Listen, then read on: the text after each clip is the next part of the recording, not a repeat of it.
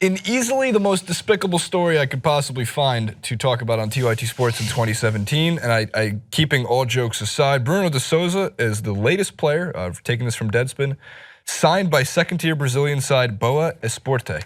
Boa Esporte, a second-tier club, signed de Souza, and if you know this story, it should jump right off the page. If you don't, time to learn as to why you should be boycotting, sending angry fan letters, maybe get them demoted even more if you can.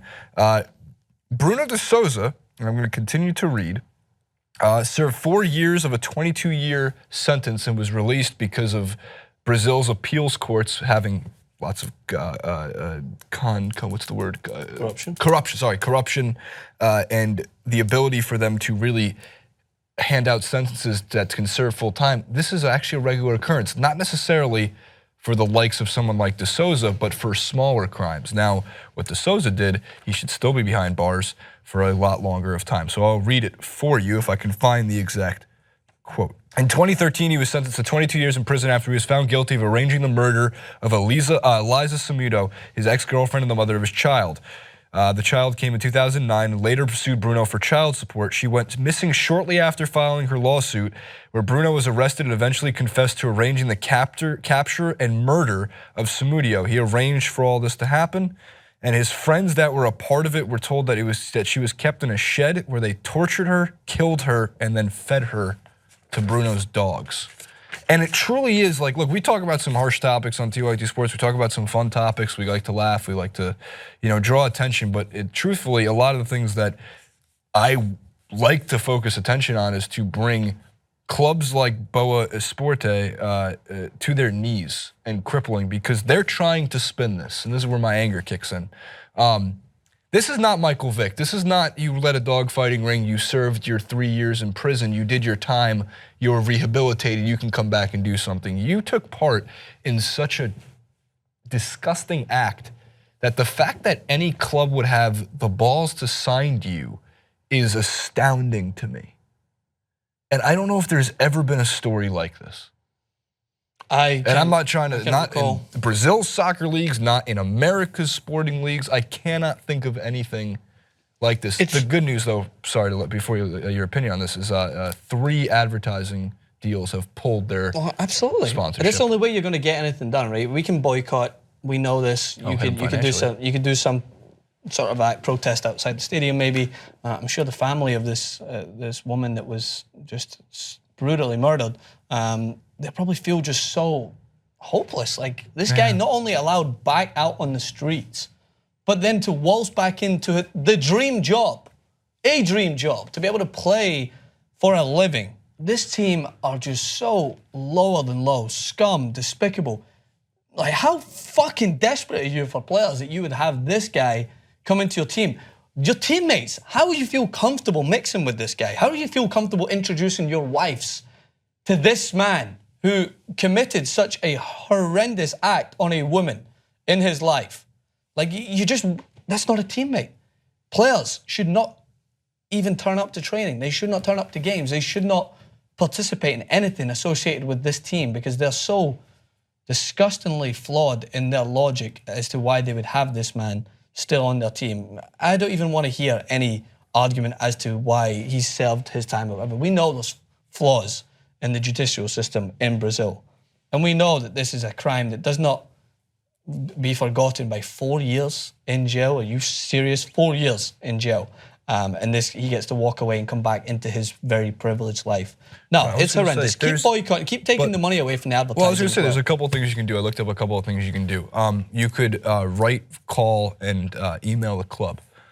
People always forget this, man. It's not just, like, I have no ties to Brazil, but I'm going to send them a note. I'm going to call them. I'm going to make sure my voice is heard for it and tell them to them, you call for their release. Enough people call, it causes obviously a lot of stress on the management there and their executives. Because what happens with a lot of the times when people try to call to action, you can boycott the team, which should be done. If you're a fan of that team, don't get me wrong.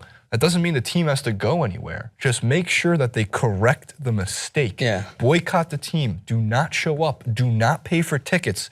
Hit them financially, because I promise you that's where it hurts the most. Of course. And they have another age-old saying, all publicity is good publicity. Sadly, that one's more true than everybody deserves a second chance, because we're talking about Boa Esporte. There's no other reason why we'd be talking about him unless such a ridiculous act happened. So call them, boycott them, make signs against them, stand together for it, because you can't defend that. You can't defend your club. You can't.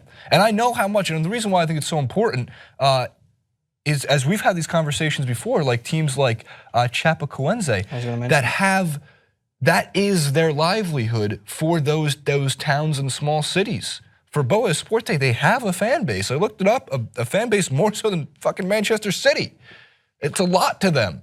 So don't stand by that. And make a stand against it. The Chapecoense example is a good point as to the power of community of football when they get together. So Chapecoense were helped out when such a tragedy struck that place, struck Brazil, struck the world. People came together in order to push forward how powerful the message of football is. So what message are you putting forward? If you're hiring, you're paying a player who is a convicted murderer to come and play in your team. So as you mentioned, I want to reiterate, there's certain examples where you may feel hopeless, right? So in politics, if you want to go and, I don't know, have your message put forward to a president being elected or a bank who does something, senator, you're limited to what you can do, because you can protest, you can take your money out. The banks will find other monies, they'll find other ways to help replace what is taken out. But in football, there is no team without fans, because they cannot fund anything. If there's no fans turning up to their games, they won't be able to continue to maintain all the things that they have, all their expenses, their stadium, etc. So you just don't go. I'm sure there's fans out there. If you're a fan of this team, I don't want to tarnish everyone with the same brush, but if you're a fan of this team and you're happy to let this go by and still pay your money, then you've got some issues. That's despicable. If this was Glasgow Celtic that was doing this, they would never get a penny of my money ever again. They would never get a penny of my family's money. They would never get a penny of anyone I know associated to that team, because they know that by paying to go and watch this team, you're basically admitting that this crime isn't that bad. So if you think, for instance, there was a teacher that committed this atrocity, he waltzed back in and was teaching young kids, would you want your kids to go and watch and be part of that classroom environment? And learn from them? Because, by the way, footballers have a huge influence over the lives of young people. Of course. They're role models. Do you want this guy to be a role model for your kid? Don't take your kids to watch this team. Don't go to watch this team. Boycott this team until they correct this. And issue an apology to the family of that woman who was tragically killed by this man through his actions and through what he organized. So yeah, they need to apologize. They need to definitely take action. I will happily and excitedly do a follow-up as long as Esporte does a couple of things. Releases him from his contract, no more money, and issues some form of statement saying we had a lapse in judgment, a very, very bad lapse, almost irreparable lapse in judgment. We apologize for that. We don't need to hire these type of fucking people. So, truthfully, I mean, unfortunately, disturbing stories are what makes up a lot of the news nowadays. So comment below if you will, like, favorite, and subscribe. If you know of Boa Esporte or you're around the area, send us some tweets. I'm curious what the landscape around the town is. I'm sure we do have some people watching TYT in the aspects of Brazil. @Francis_Maxwell, Jason Rubin 91. All the good stuff. We'll see you next time.